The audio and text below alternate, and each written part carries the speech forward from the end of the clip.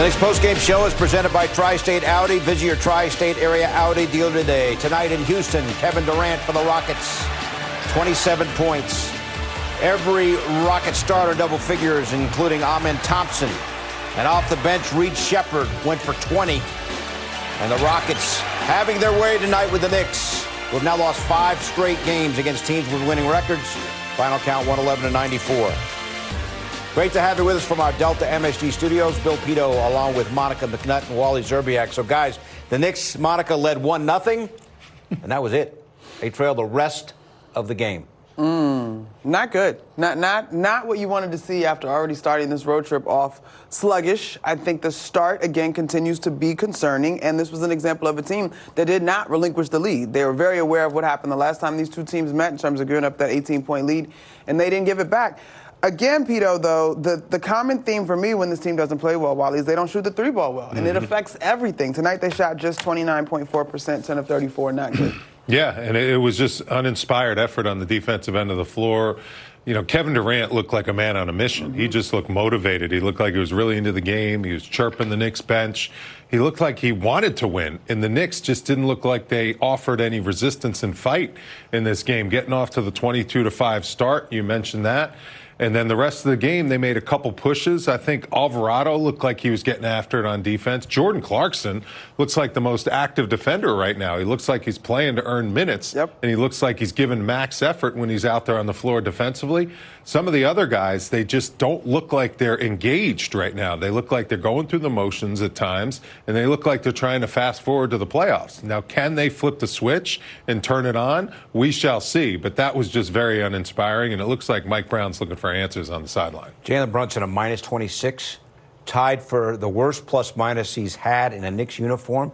Monica, it seemed like Houston's size. They're very big, very athletic. It seemed like that really gave Brunson problems tonight. Yeah, Amen Thompson is the twin brother of Asar Thompson, who is a guy that has studied to be able to guard Jalen Brunson well. Not that he stops him all the time, but he's talked a little bit earlier this season. And so those young men, the Thompson twins, are literally cut from the same cloth. I thought Amen Thompson did a really good job tonight. I thought the Rockets, in terms of their game plan, there were spots where we saw Kevin Durant guarding Jalen Brunson. They understood that if you take out Jalen Brunson, you're going to give yourself the best opportunity to win. And this is, as Wally mentioned, we're heading to the postseason. This is what you're going to see over and over, and teams are going to scheme around how you slow Jalen Brunson, and then they'll figure out the rest from there, because through this season, typically, the formula has been when Jalen Brunson plays well, the Knicks are in the best position to win a ball game. Yeah, they need him.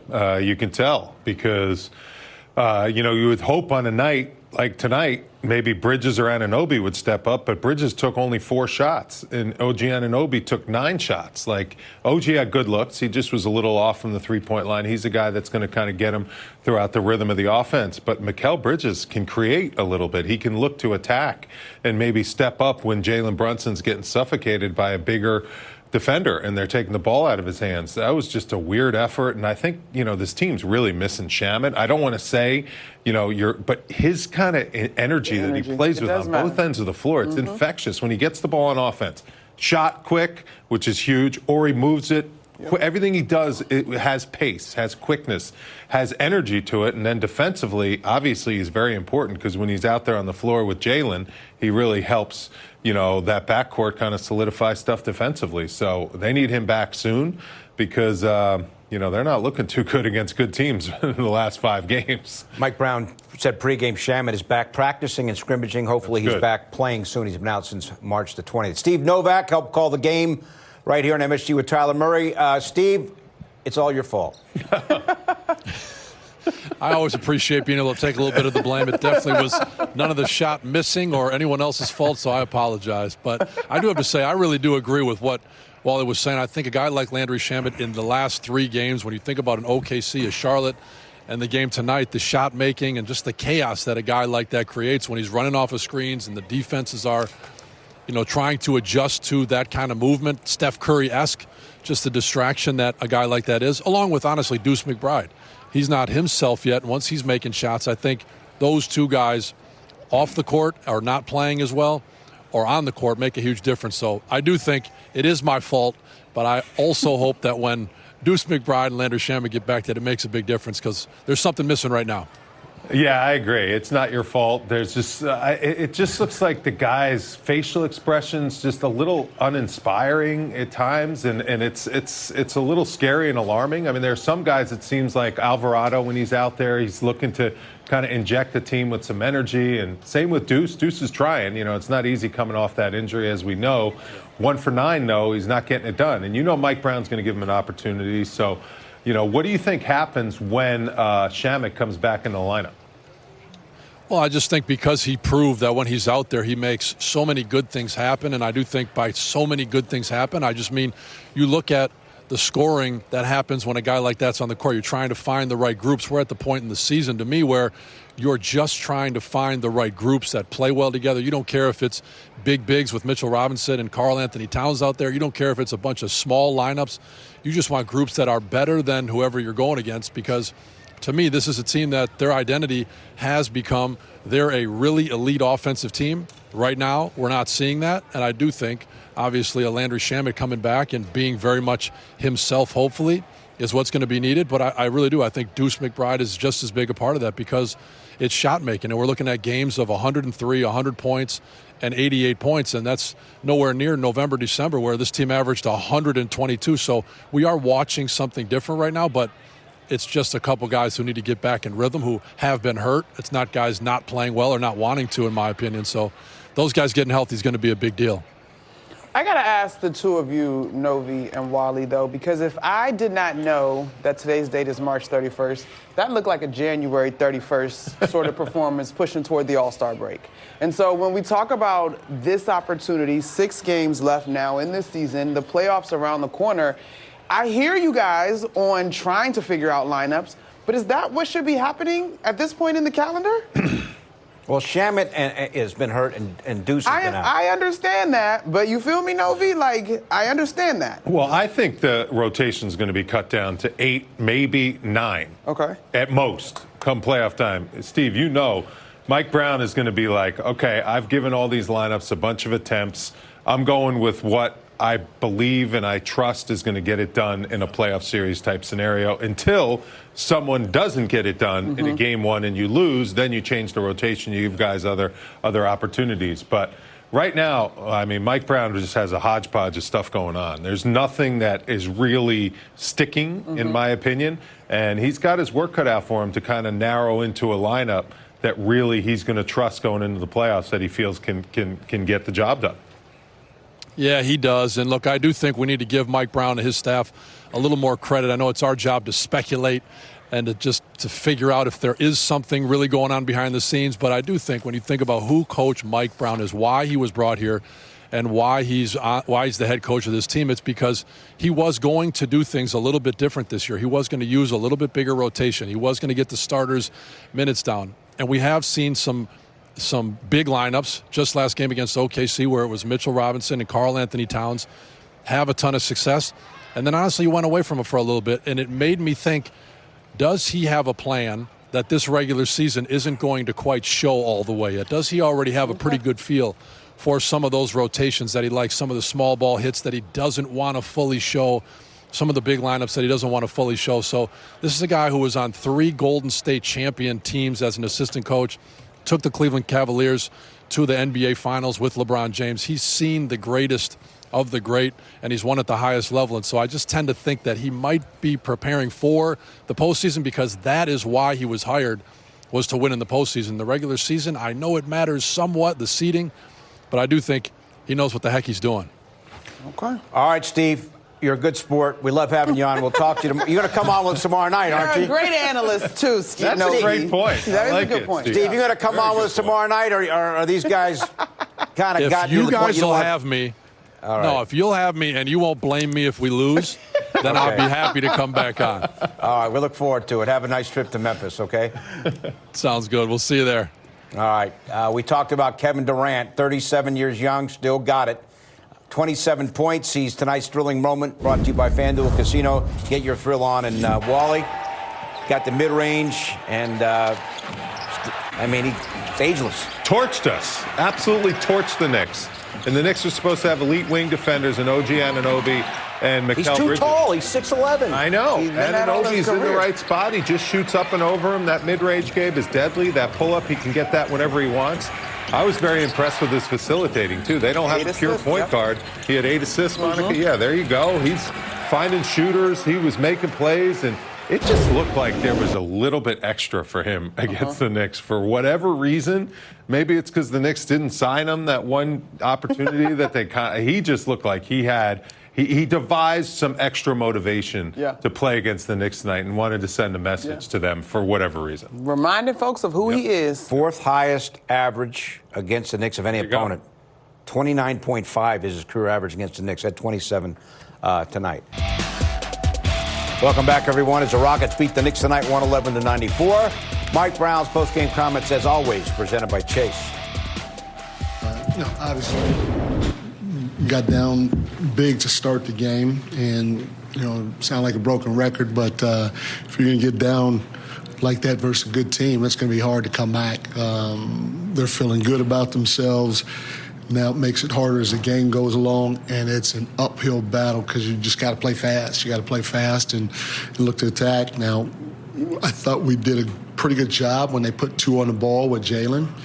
We had some great looks, but the bottom line is if they're going to put 2 on the ball, when it comes to Jalen, we're going to have to make shots, and shooting 29% from the 3 when they do put 2 on the ball isn't good enough. We got to make shots in that situation, and we did not. Our pick and roll defense was not good tonight. We tried a lot of different things. We tried to blitz. We tried to switch the matchups. We went to a little zone too, but it was to no avail. And so we have to do a better job in that area going forward because it was really bad tonight. Why was the offense seem so stuck? Why do you guys have trouble when the team starts switching? What wasn't the switching? Like they were blitzing Jalen most of the night. They switched some. When they switched, we were okay. But when they blitzed, I thought we got great. Like I thought, if not all, most of Deuce's shots when he caught it, they were pretty wide open. I thought OG's shots were pretty wide open. Obviously, Josh's shots were wide open, and those are shots that we have to make. We have to make from the 3-point line, and if we do, it puts a little bit more pressure on them. But just to start the game, we were poor defensively, and they didn't feel us. They didn't feel us at all, especially in the pick and roll game. Against Katie, we went under 2 or 3 times early. He's hot. We're not supposed to go under. And he knocked down shots, and we didn't make shots going the other way, and so that's what it comes down to. Shots will come and go, but you've talked about that before. For sure. Physicality at the start of games. It has to be there. Yeah. Is that? You're 76 games in. Yep. Are you kind of beside yourself how to get that to happen every night? Yeah, I'm frustrated with that part because I've been, again, I sound like a broken record. I thought we made strides against Oklahoma City. I got to give our guys credit. We competed. We came out to start the game. They felt us, but tonight everything was just real easy for them, and especially in the pick and roll, and they didn't feel us at all. This might be a loaded question, but do you ever wonder with this group if everybody is on the same page in terms of just the one common goal? And have you seen any type of, that's what the word I was looking for. I don't know. Do you think that togetherness is there like you need it to be? I think that the togetherness is there. Now, it's like any other team throughout the course of the season. Sometimes you feel like it's not there, sometimes you don't. But if I'm talking overall, yes, I do. But tonight it wasn't, especially in the pick and roll. And, there are isolated times when you feel that you're not on a string, defensively and or offensively, and tonight was definitely one of them, especially on the defense end of the floor. And I guess for you at the end of the game, I think you guys are down 20. The starters were still in. Did you just want them to try to get something going with one another? I wanted us to see if we can defend a little better, have 5 guys on a string, and then offensively see if we can keep moving the ball and attack the right way. With Deuce, you just see rust, or what's that? with Deuce, you just see rust, or Yeah, Deuces. I mean, he was 1 for 9. I'm glad he took 9 shots. You know, I don't care if he's 0 for 9. You know, if he feels he's open, I want him to let it fly. You know, because he's got to get back, try to get back in rhythm. In terms of everyone being on a string, how have you found trying to find a rhythm, you know, as the playoffs are coming, and how easy or difficult is there to find that kind of rhythm that you're looking for? Well, the last few games we haven't had it, and you know, teams go through the stretches like that. You know, we got 7 more games to try to find it. All right. Thanks very much. Thank you, guys.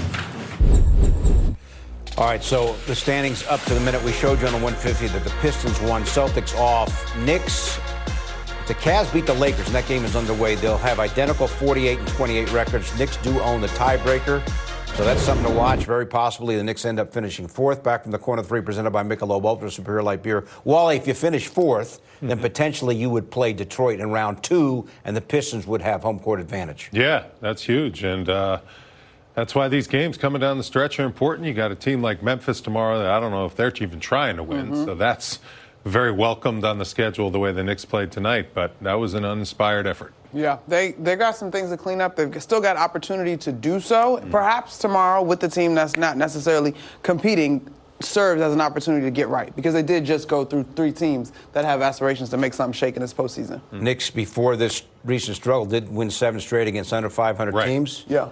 Memphis is obviously an under 500 team. However, the Knicks have lost 5 straight against teams that have winning records, so that's something to keep in mind as well. We'll get Josh Hart's post-game comments when we come back. Hart tonight, 5 of 12 from the floor, only 1 of 6 from downtown, had 13 points. His comments coming up.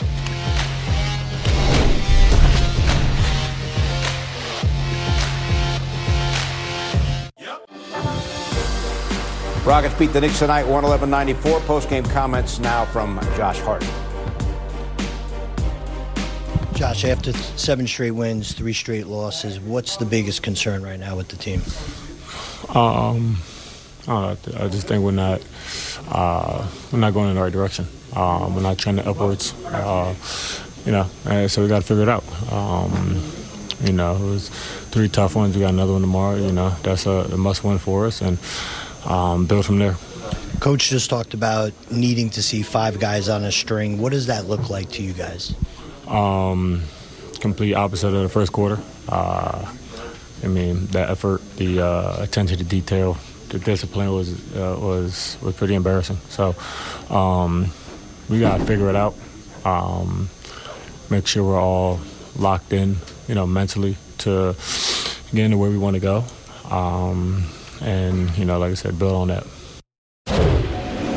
Rockets got off Monica to a 22-5 lead, and in the first quarter, Rockets scored 37 points. Yeah, I appreciate the candor there from Josh Hart, because they were not on a string whatsoever to start that first quarter. And you got to self-evaluate and be honest about trending in the wrong direction before you can adjust it. So the good news, and he said it, there's still more runway left in the season to get it right. That's an honest interview. You got to love that about Josh Hart. He's not going to mince words.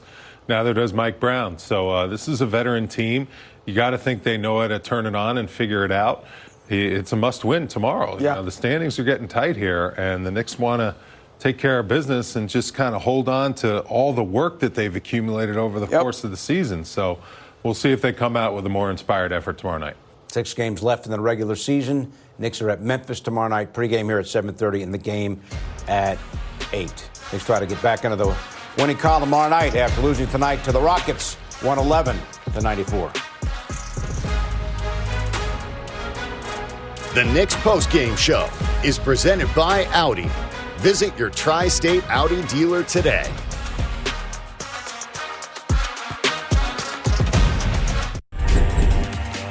Knicks are back at it tomorrow night at Memphis. Pregame for you here at 7:30, and the game comes your way here at 8. You can also stream our coverage on the Gotham Sports App.